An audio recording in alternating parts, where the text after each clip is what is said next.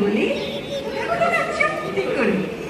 ছুটিয়ে পড়া গেলেন তাদের মাঝে ঝনঝনিয়ে বাজে কি ভয়ঙ্কর লড়াই হলো মাঝে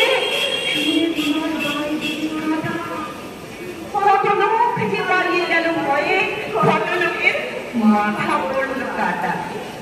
এত লোকের সঙ্গে লড়াই করে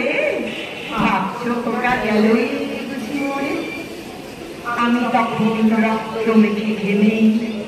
বলছি এসে লড়াই গেছে থেমে তুমি শুনে পালিয়ে থেকে নেমে শুনছো আমায় তোলে বলছো ভাব কি প্রকাশ হয়েছিল কি দুর্দশায় তোলা না বলে